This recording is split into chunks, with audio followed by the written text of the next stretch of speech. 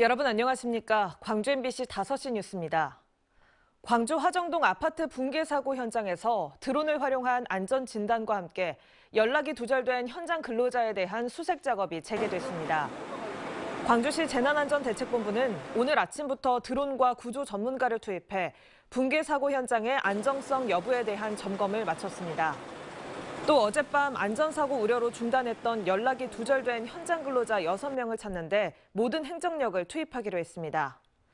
한편 붕괴 사고로 연락이 두절된 근로자 6명 가운데 1명은 경기도 거주자이며 나머지 5명은 광주에서 사는 것으로 알려졌습니다. 붕괴 사고가 난 광주 화정동 아이파크 현장이 작업시간 미준수 등으로 27차례나 과태료 등 행정처분을 받은 것으로 확인됐습니다. 광주 서구청에 따르면 지난 2019년 공사에 착공한 이후부터 324건의 민원을 접수해 특정 공사 작업시간 미준수 등 14건에 대해 2,260만 원의 과태료 처분을 내렸습니다. 또 소음과 진동 발생으로 인해 공사 중지 명령을 6차례 내렸고 비산먼지 저감시설 조치 부적합 등으로 개선 명령을 내린 것으로 확인됐습니다.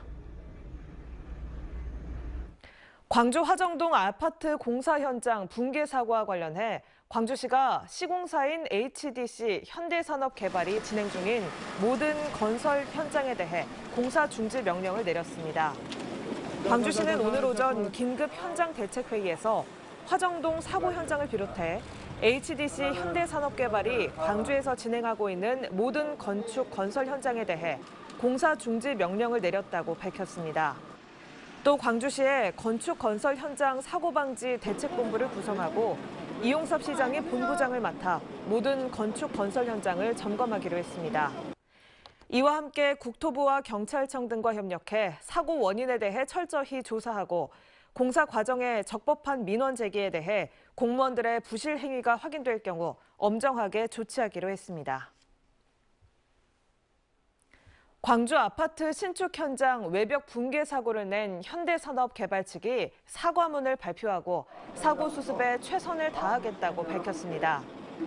현대산업개발 유병규 대표이사는 오늘 오전 사고 현장을 찾아 실종자들과 가족, 광주 시민들께 깊이 사죄드린다며 책임을 통감하고 추가로 필요한 모든 조치를 취하겠다고 말했습니다.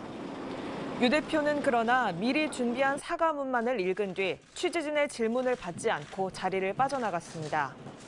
앞서 현대산업개발은 지난해 6월 철거 중이던 건물이 무너져 내리면서 9명이 숨지고 8명이 크게 다친 참사와 관련해 정몽규 회장이 참사 다음 날 원인 규명과 재발 방지를 약속하며 공식 사과한 바 있습니다.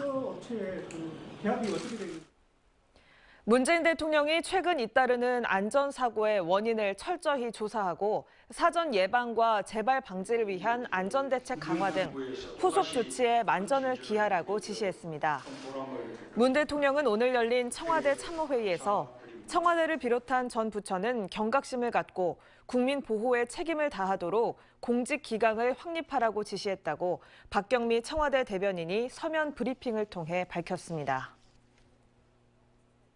국토부와 검찰, 경찰이 광주 붕괴 사고 원인에 대한 규명 작업에 나섰습니다.